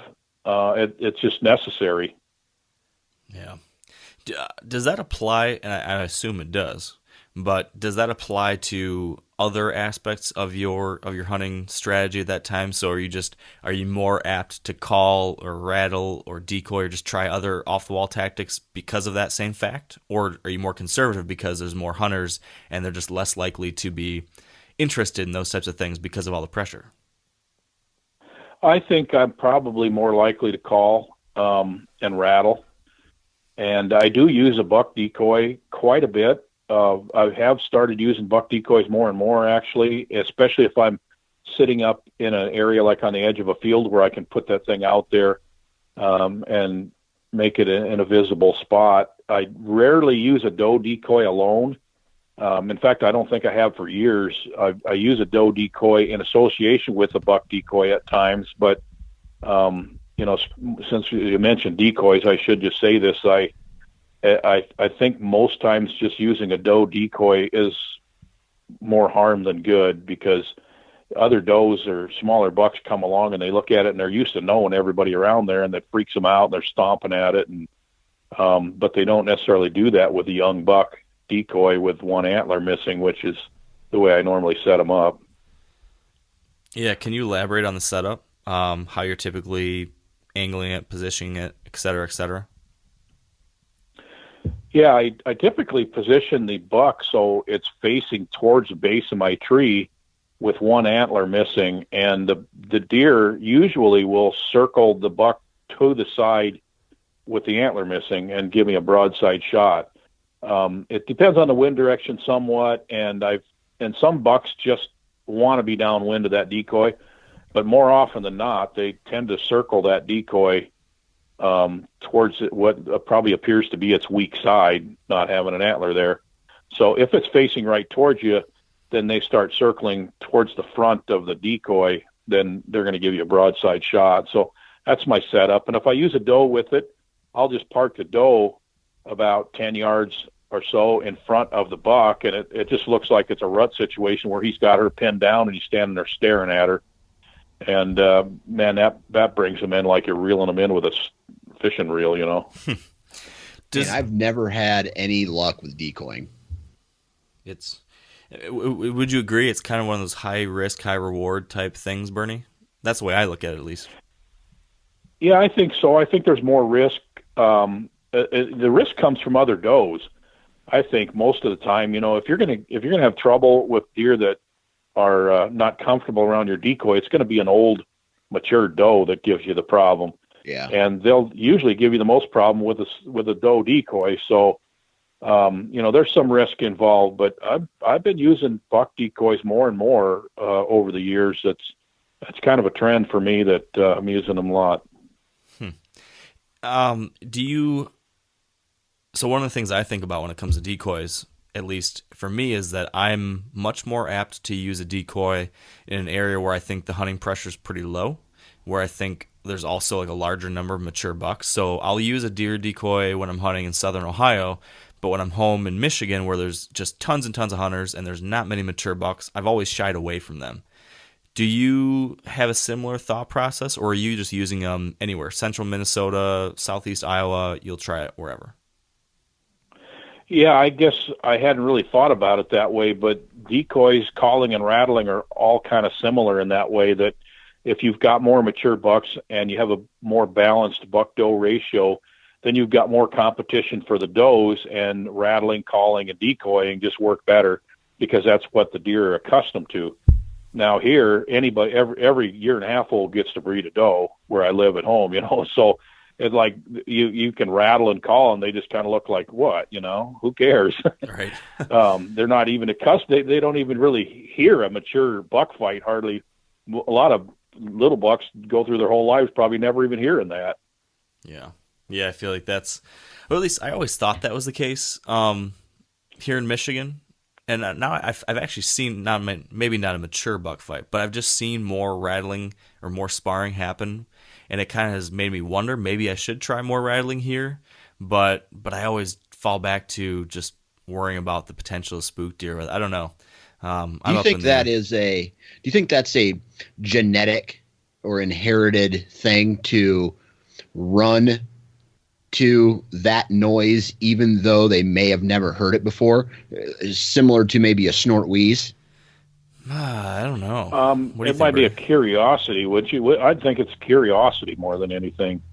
Yeah. I don't know that it would be genetic. I think I would say it's curiosity. Yeah.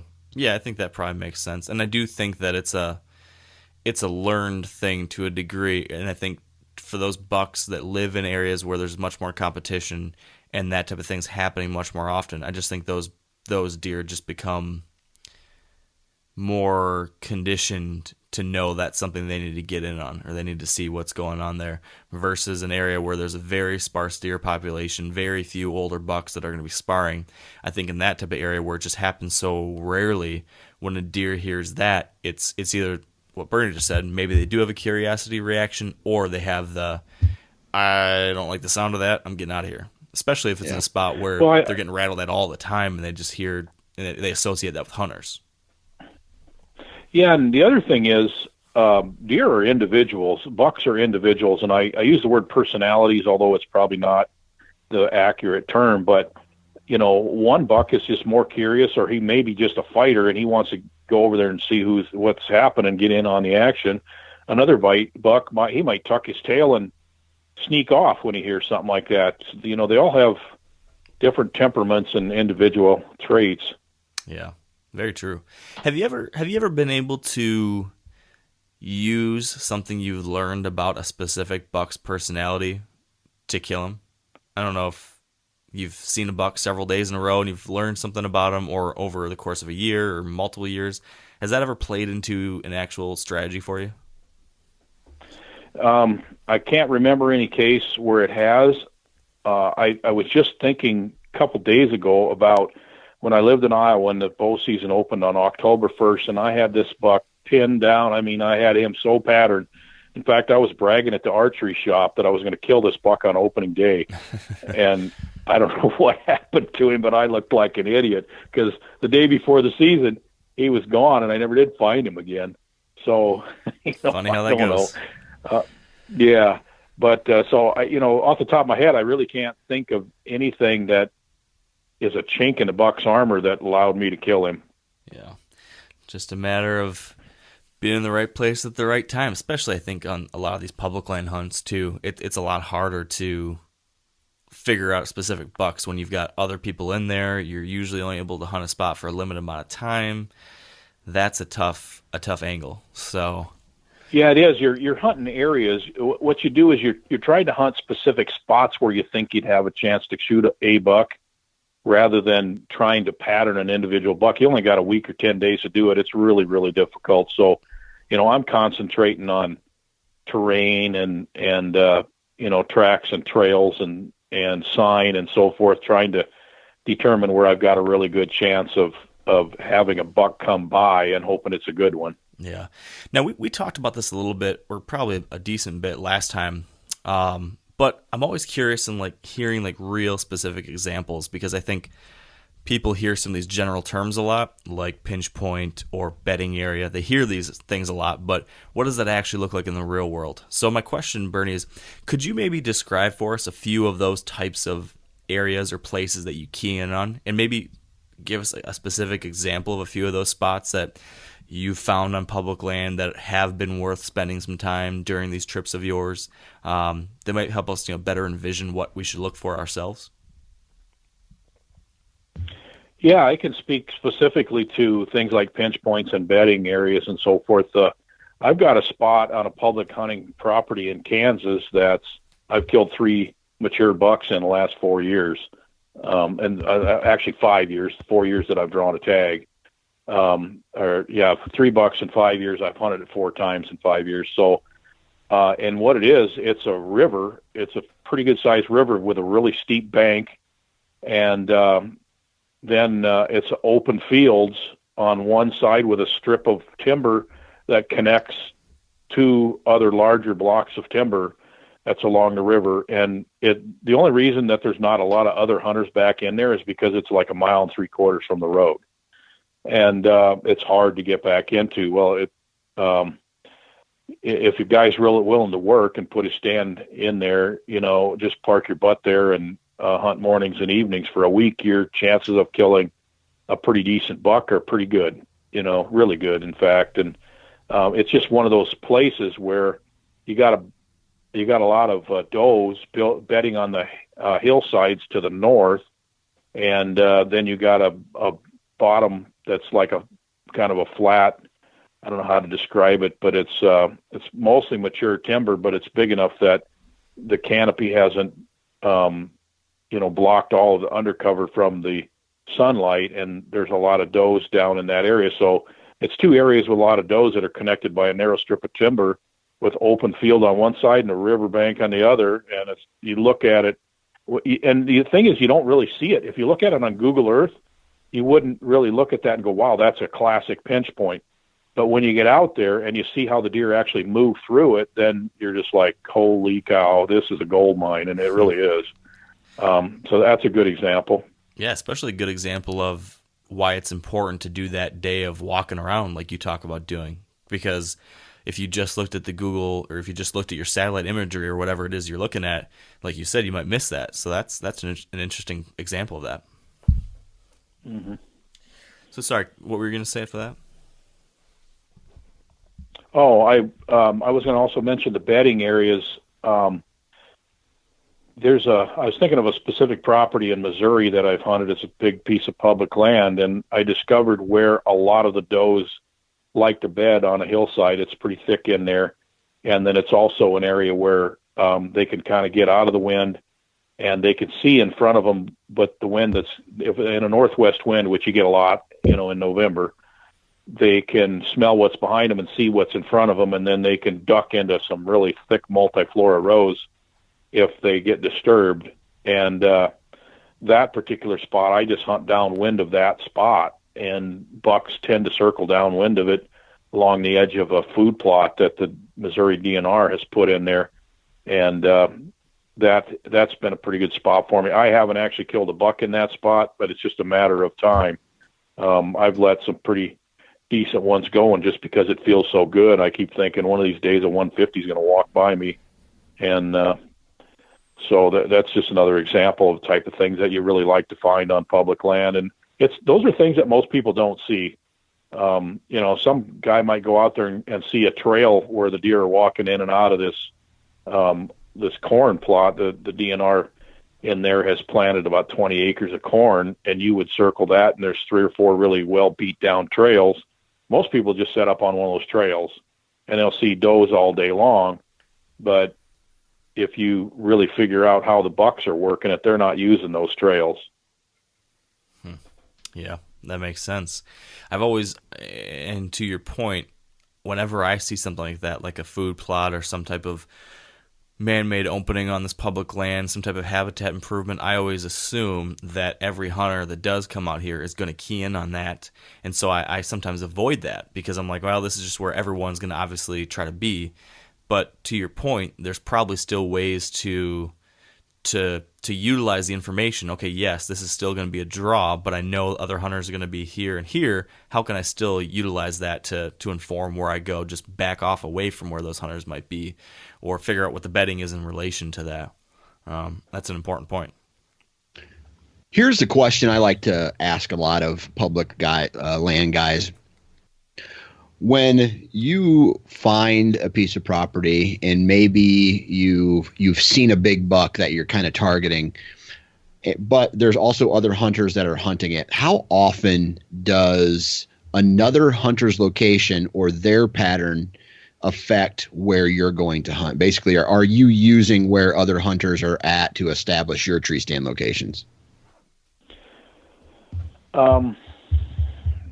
You mean, am I using basically hunters as a way to move deer to me? Yeah, or flanking. Yeah. I can't say that I really do that. I know that deer pattern the hunters on a property, but it tends to be more where these hunters are walking in and out, and not so much because it's so random where hunters put up their stands. I walk through the woods and I go, well, there's a climber in there at the base of the tree. The guy's obviously coming back, and what is he doing here? And but there's been other times when I had a tree stand, went out there before daylight, climbed up in the tree stand, got settled in, and it started to get daylight, and all of a sudden I hear rattling, and I'm like, holy cow, that's really close. And I look, if it gets just daylight enough, I look over, and here's a guy in a tree stand 40 yards from me. Like, holy, this is a little too close. And another case where I found a really good spot on a ridge, and I'm like, man, I got to get a stand in here after the morning hunt. So hunted for a few hours in the morning, and I went back to my truck and grabbed a stand and a set of sticks. And I get out there, I start trimming branches. I get about 3 sticks up, and I hear this.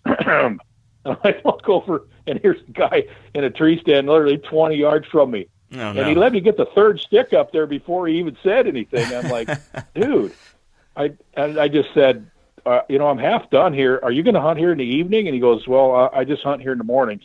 I said, do you mind if I just put my stand up here? Because I want to hunt here this evening. And he said, okay. Like, that was weird. But, but I can't really say that I've ever tried to pattern hunters and use them to, try to flank them based on the way the deer are moving or something. You just don't know when they're coming and going. the thing with public land hunters, most of them just hunt on the weekends, or maybe they run out to their stand a couple evenings a week after they get off work or something like that. So most weekday mornings you have the place to yourself.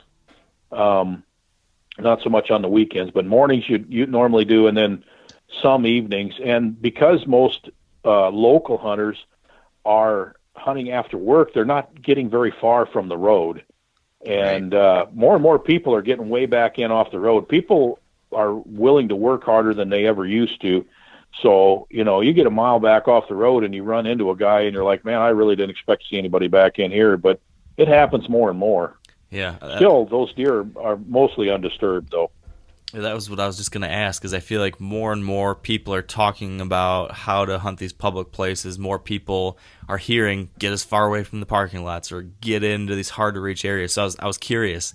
So it sounds like that is the case, that more people are doing that. Has that forced you to change how you're hunting public land at all recently? Or is it just, you're just more apt to have your plan screwed up, but you just persevere? Yeah, I think that's the second part of that is the way it is. I haven't figured out how to deal with it. In most lands, you can't go any deeper. You get to the point where you're at the best quality habitat as deep as you can go. And then, 2 years ago, I walked back into a place and I was hanging a trail camera and I saw a movement of a guy coming. The guy was coming down the trail. And I walked up to him because I always try to make friends with everybody. I'd rather sit down with a guy and say, okay, where are you hunting? How you hunting? I'd rather do that than trip over them, compare notes. I even trade phone numbers sometimes with them and say, where are you going in the morning?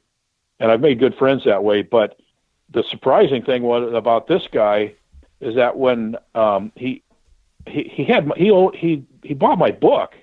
And I'm like, he's like, yeah, I read your book. And I'm like, great. Darn it. That was brilliant, Uh-huh. So I'm just, so I'm partly responsible for it. I've sold a lot of those freelance bow hunter books, and anybody that likes to hunt public land, just about everybody wants one. And it's going to lead you to the same types of places where I'm hunting. So there you go. You can only blame yourself, Bernie. So are you saying to not buy your book? Yeah. No. Please don't buy that book. Yeah. Well, there's a piece of property in southeast Iowa. If you're planning to hunt that this year, don't buy my book. But anywhere else, then that's fine. Yeah. So speaking of you ruining good secrets, Bernie, you've got an interesting series that you've been putting together for North American Whitetail for a little while now, towards the back of their issues, where you talk about some maybe a little bit under the radar areas that are worth taking a look at from a public land standpoint. And so since it's already out in the world, North American Whitetail has published it. I'm sure tens or thousands of people have seen that now. I think it's fair to talk about it. Can you share with us a handful of those places that you've found to be good general spots that you've recommended in those columns or elsewhere that maybe people aren't taking advantage of yet? Yeah, if a guy wants to go hunt public land where there's loads and loads of public land, you're not going to see 150 class deer, but you got a chance to shoot a 3 or 4 year old 130, 135, and that's North Dakota along the Missouri River system. You'll have plenty of elbow room. There's few people hunting. It's low population, tons of public land. North Dakota also has a program they call PLOTS, P-O-L-T-S. It's private land open to sportsmen. And it's primarily upland bird habitat. It's a lot of pheasant hunting stuff, but there's a lot of good deer hunting on it, and most people don't even think about it as deer habitat. So that's one of them I would recommend. The whole, the western part of Kentucky, and the season opens in Kentucky on the first Saturday in September. So if you ever want to shoot a velvet buck, western Kentucky is really good, and there's some huge properties. The land between the lakes gets a fair amount of hunting pressure, but then there's also a couple other large properties that you can hunt. It's all public land, and so that's another good one. The walk-in hunting areas in Kansas, I mentioned North Dakota has the PLOTS program. The one in Kansas is called WEHA, walk-in hunting area, and that's also geared at, quail and pheasant hunters, but there is a lot of good deer hunting property available, and there's just so much of it that it spreads the pressure out pretty well. So those are three that I can think of off the top of my head. And, I'm working on more. I just did one on the Tennessee Tom Bigby,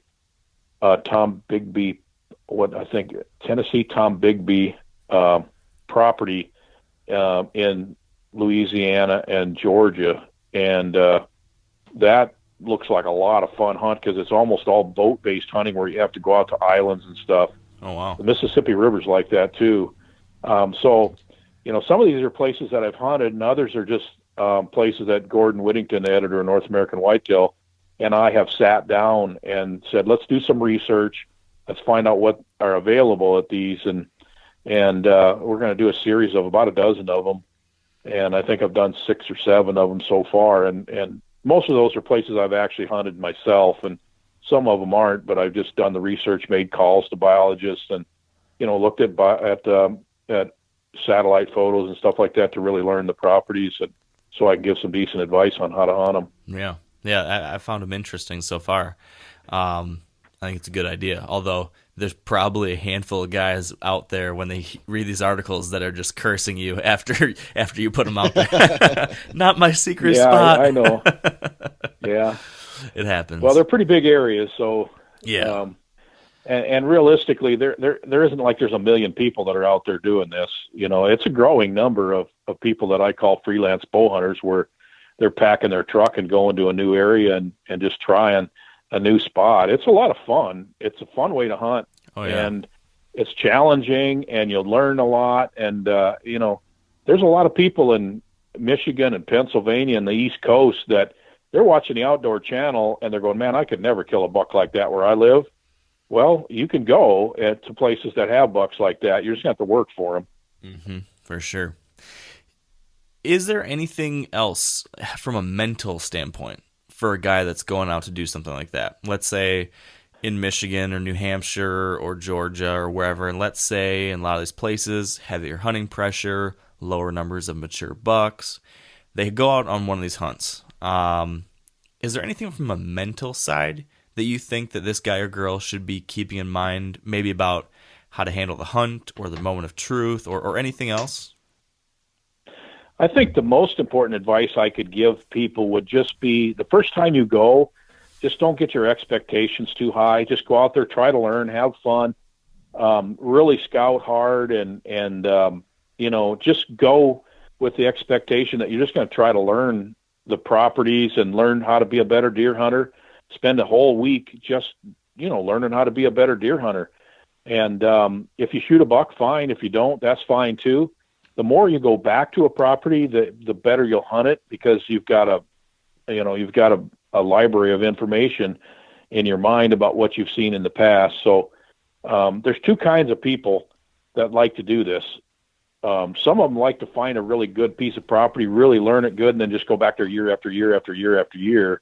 And there's other people, which is kind of more like me, where I just get such a thrill out of seeing what's over the next hill. Mm-hmm. And I sometimes go back to the same properties that I really like that one in Kansas.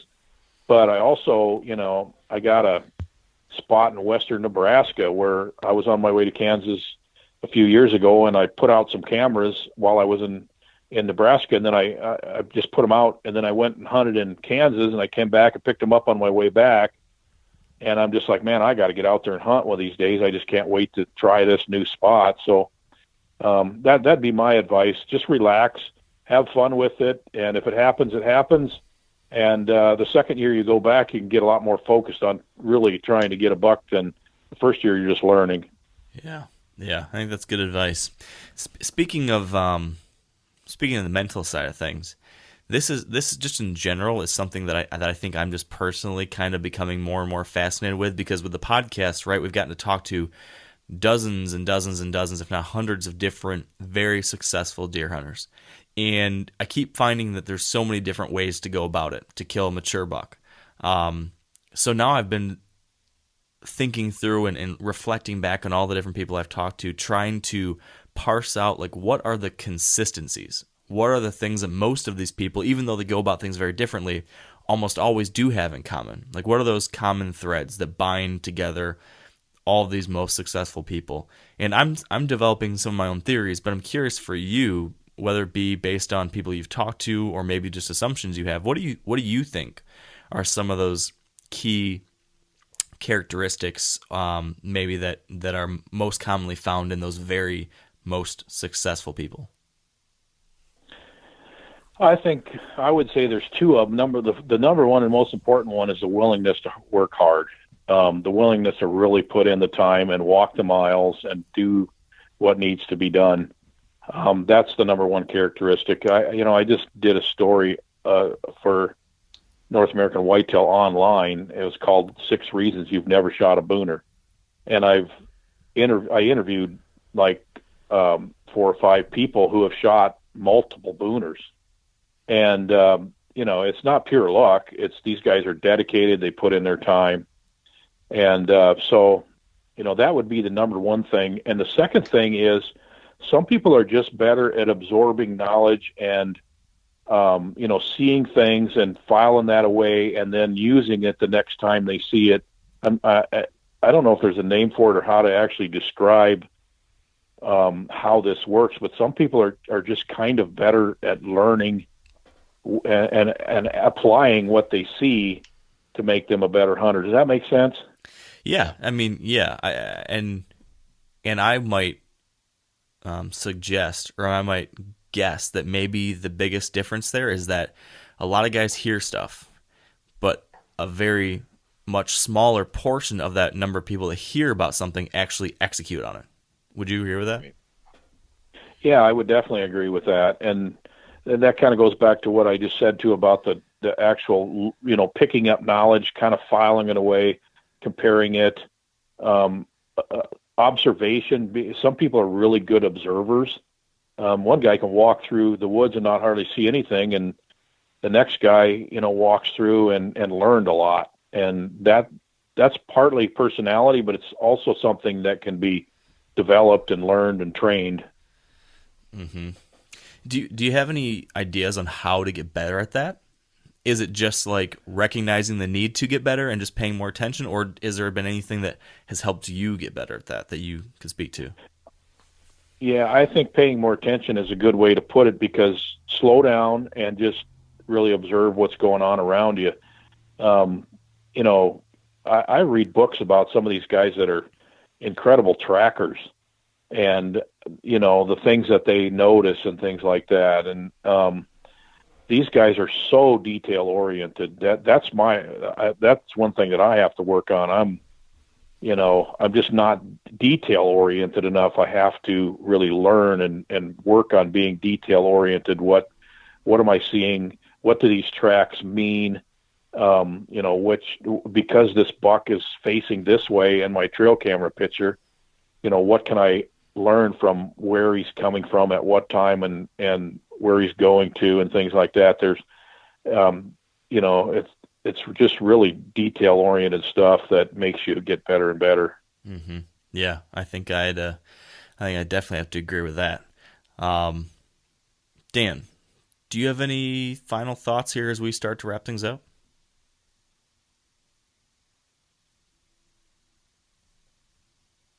You there, Dan? You go to sleep on us? I don't know. You still there, Dan? Yeah, I'm here. I'm sorry. My dog was barking, so I had to shut my mic off. Anyway, over the last couple years, let's say 5-10 years, you've started to get into a rhythm of, going and doing what it is that you do. What has been the number one thing that you could take away as a learning experience over the last, let's say, 5 years as a bow hunter?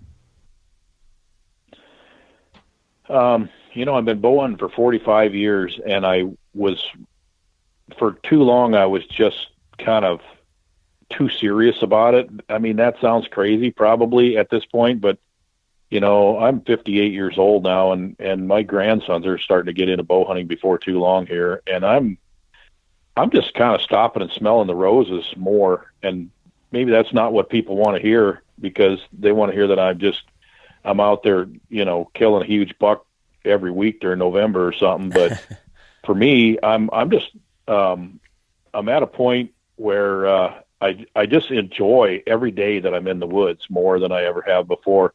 And I kind of relax. I used to put so much pressure on me. Geez, I'm a writer. I'm writing columns in these magazines about how to kill these bucks and stuff like that. And I just put so much pressure on myself. I just had to perform, And finally I just went, you know what? I know this stuff. I'll keep writing it. And I'm just going to relax a little bit and have a little more fun with it. That's kind of where I'm at. And, it's brought some of the fun back into bow hunting. It's my job, but it's still made it a little more fun than it was for a while. Yeah. Yeah, that's a great point. And it's something that I feel like, Dan and I talk about that a good amount too, but it's something that I always need to be reminded of. Like every year, especially this time of year, just as we're getting ramped up, I need to remind myself of that too, because I go through the same thing, putting pressure on myself. And I think any of us who take deer hunting, especially if you're hunting mature bucks, if we take that really seriously, if you're passionate about it, if you love it, if it's what you think about all year long, like naturally it is going to become a pressure on you because you want to see whatever it is you've been putting all this work into. You want to see that come to fruition. So it makes sense that we'll put pressure on ourselves and we'll stress about it. But if it gets to the point where it's, making it not enjoyable, then why the heck are you doing it in the first place? So. Yeah, and if you get to the point where you feel like you have to kill a bigger buck than the last one, eventually you drive yourself into the ground because you can't keep killing a bigger buck than the last one. So you have to kind of get to the point where, for me, because I have a fan base and I have people that follow my writing and my YouTube channel and all that, I feel like I just have to shoot a buck that most of the people that see it would go, yeah, I'd shoot that. And that's kind of where I'm at. And I don't have to kill a 160 or 170. I love it when it happens. But most of the time I'm just happy to get a buck and have some venison and put the rack in a pile in the corner of the garage, because I don't mount very many of them. Too much. I'd rather use the money to go on another hunt. So there you go. It's all about being practical, right?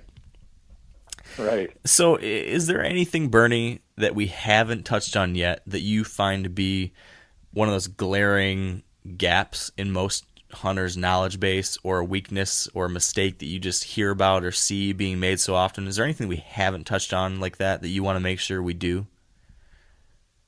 So the one thing I would bring up, I think, is that there just aren't any secrets. Everybody's looking for a shortcut or a secret or something that's going to eliminate their scent. There's value in reducing your scent. I go through scent control, scent reduction.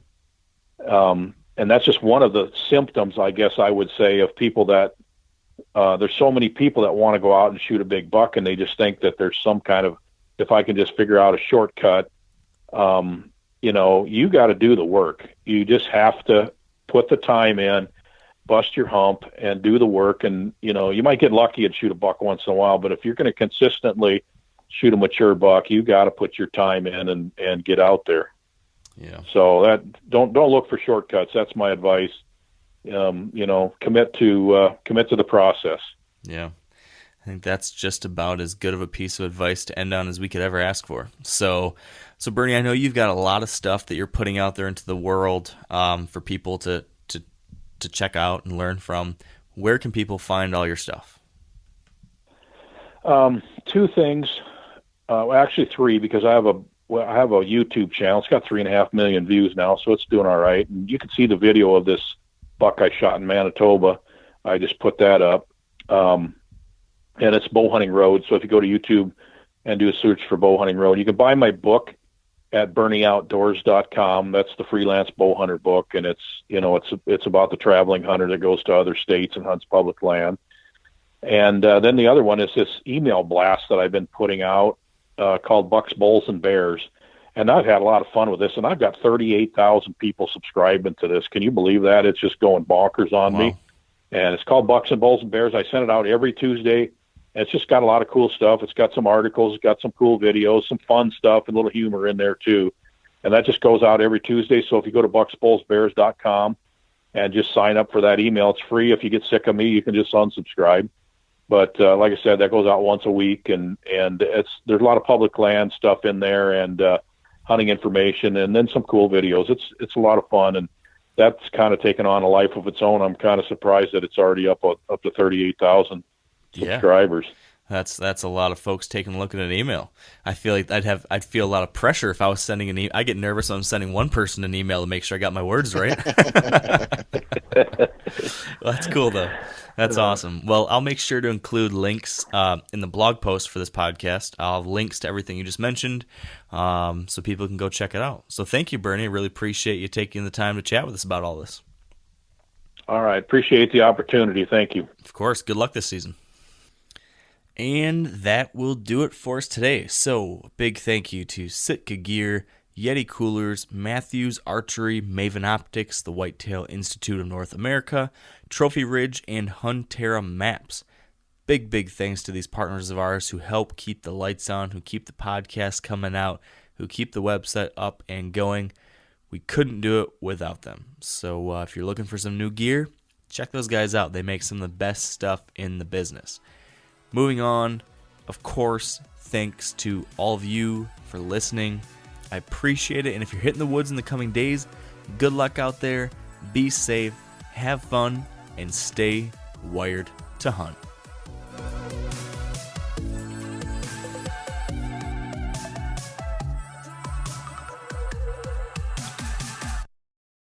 I'm sure a lot of you guys remember the old ceremonial hunting tradition of eating the heart out of the first animal you kill.